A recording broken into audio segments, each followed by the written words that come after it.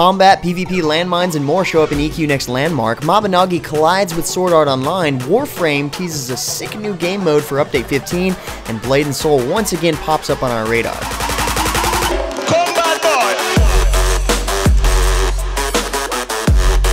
What's happening, guys? James Blunt here with MMOHuts.com with a hefty weekly recap for MMO news and announcements for the week ending August 18th, 2014.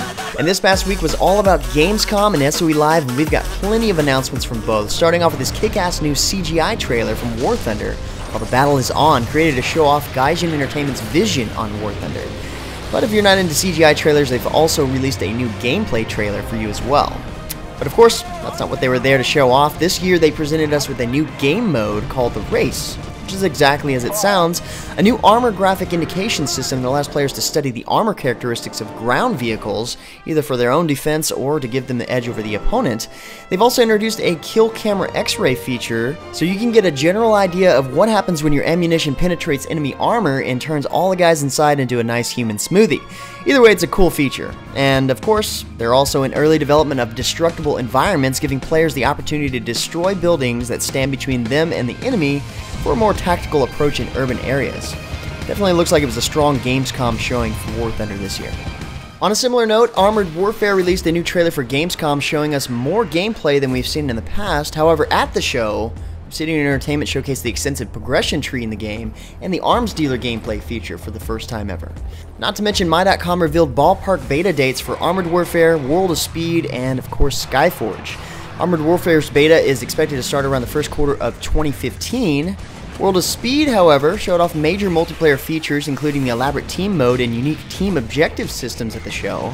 We'll see beta for it later on in 2014, and with Skyforge, the developers revealed the Massive Gods feature and how that's going to work in the game. 2 new classes were shown off, and of course, brand new locations on top of that. Now, Skyforge will hit closed beta at the end of the 4th quarter this year, so I'd say probably November or December sometime, but keep a lookout for updates along the way at MMOHuts.com. Next up, Star Wars The Old Republic showed off how far it's come along with the Galactic Strongholds digital expansion. If you aren't familiar already, Galactic Strongholds is the game's special player housing and guild housing system where players can get and completely customize apartments and strongholds, and guilds, in a similar way, can create flagships. From what I can tell, it seems to be one of the coolest player housings you can get in MMOs right now, and they just released this new trailer you see playing here, but we've also got a nice detailed write-up from Tag Speech at MMOHuts.com you're going to want to check out. Dawngate showed off some new content at this year's Gamescom, revealing new characters, a new practice mode featuring bots to help players learn the game while giving veteran players a distraction-free environment to help experiment new shaper and role combinations. But besides the practice mode and new characters, Waystone Game has also launched the Alpha European servers, plus their first player chosen skin. Check out plenty more of these details at the site post at MMOHuts.com. Also at Gamescom, Blizzard's Heroes of the Storm revealed 3 new heroes and a new trailer that also gives players a small preview of the 3 maps that each offer different types of gameplay tactics in the game. The new trailer features Anubarak and Shin Stormstout from Warcraft and Osmodan from Diablo. And honestly, with what they showed everyone at Gamescom and with the upcoming presents they'll probably have at PAX Prime, something tells me we're going to have more public access to this game very soon. Starting today, the 18th, we've only got 2 more days before the launch of Path of Exile's Forsaken Masters expansion, and plenty more was revealed last week, so I'm definitely getting really excited. Each master has been individually introduced with their own trailers up until now. This past week we were introduced to Weapon Master Vagan and Tora, Master of the Hunt.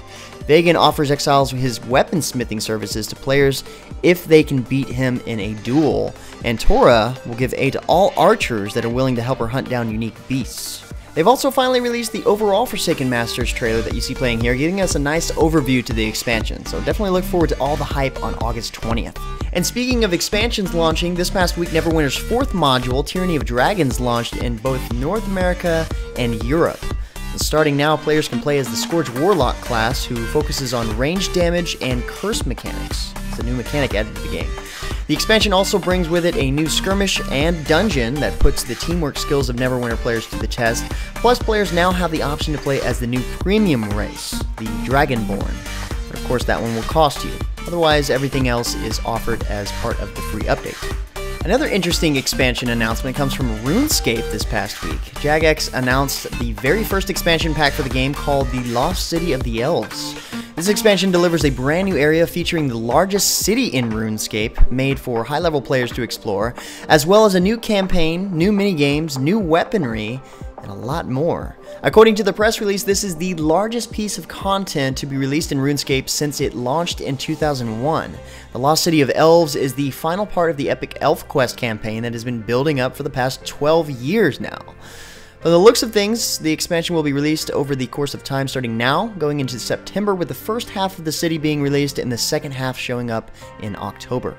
Next up, Sword Art Online fans are going to love this announcement. Mabinogi and Sword Art Online are making a limited time crossover event, in which Mabinogi fans can experience dressing up their characters to resemble the Sword Art Online characters. Several themed events are coming along with this, including Sword Art Online Dungeon Capture, where players on each server must work together to unlock and complete all 20 dungeon zones, and then battle the ultimate enemy, Heathcliff, the leader of the Divine Dragon Alliance. This seems to be a pretty cool themed event for Mabinogi altogether, so head over to the MMOHuts site post from the link below to get caught up on all the details. Another cool announcement / discovery from last week has to do with Blade and Soul. For those of you that have been waiting for any details on the North American or European release of Blade and Soul, we might have discovered an answer. Gamescom might have just given this the key. According to a personal interview with one of the content producers for English Blade and Soul by several users from the unofficial Blade and Soul Dojo website, the release date is aimed for early to mid-2015, meaning that it might not be that long before we see a beta. The client will be based on the Chinese version of the game, however that fatigue system associated with that version may not be included. This version will most likely have PvP and PvE servers separate, and the business model is still unconfirmed. However, the publisher is definitely leaning heavily towards the free-to-play model. That's pretty cool news on a title that most of us are looking forward to, but there is a lot more to it than just that. So head over to the site post from the link below for all the sweet details. Next up, some of you guys may know that I was at SOE Live this past week, getting all the juicy details on what's in store for EQ Next Landmark, H1Z1, and all the other cool SOE games. And I've got interviews and new footage for all of it. As far as the original EverQuest and EverQuest 2 goes, EQ is celebrating 15 years strong, getting ready to release its 21st expansion called The Darkened Sea, that pays tribute to the Old Buried Sea, for those of you who have played EQ, with all 8 zones available on its launch day, which is in October and early November. This update also brings with it a lot of new convenience features, such as an advanced looting system that's supposed to work with you and learn with you, a mount keyring, and an actual level increase from 100 to 105. Plus, players that work with Player Studios will be happy to find out that they can get their hands on player robe templates that will allow them to completely customize robes for themselves, individual players, or even entire guilds. Pretty cool. EverQuest 2 is also celebrating its anniversary of 10 years with its 11th expansion as one of the biggest expansions ever introduced to the game. The new expansion is called Altar of Malice, and they're adding in a new PvP deathmatch zone complete with traps and power-ups in the zone. A new race enters the game at this point with wings that actually develop over time. Look pretty cool, we can fly around with those. We also see a new area called the Shraza Temple that is actually an upside-down pyramid that has crashed into the ground, complete with dinosaurs and pygmies, in which the dinosaurs eat the pygmies, and kind of a complicated situation there. Plus, seeing that they're celebrating their 10-year anniversary, veteran players that have been in the game the entire 10 years get an exclusive prestige home in the Isle of Refuge, which is definitely something older players have been asking for a long time now, so it's nice seeing that added to the game. The developers on Landmark announced that on August 27th they'll be introducing combat into the game along with PvP and PvE. So Phase 2 for Landmark starts on the 27th, giving players 3 new stats to work with: armor, health, and energy. So sadly, Landmark players will no longer be immortal. In fact, the devs put together a nice video showing us many ways to die in Landmark now. And I've got to admit though, the new combat system, weapons, and even epic weapons being introduced to the game are pretty badass. Look forward to checking that out. Also on the 27th, the devs are introducing teleporters, moving platforms, and flingers, and let me just say, these things are seamless when it comes to adding them into the game. As far as EQ Next itself goes, Dave Georgeson answers the popular question of what's going on with the development of EQ Next. Everybody asks this question. And part of it is that the development is in progress, and a lot of it has been happening right in front of us with Landmark. I've been trying to tell you guys this forever now, but I guess we can leave it up to Dave to confirm it. A lot of what is being introduced into Landmark is very crucial for the development of EQ Next, almost like a beta test server in a sense. But then again, on the other hand, there is still plenty that separates the two games, and this year we got to see several new classes and the combat system in the game. And I don't actually know how I could be any more impressed than I was when I saw the presentation. A lot of cool info on what's to come was released, so be sure to check out my detailed interview with Dave Georgeson and Terry Michaels.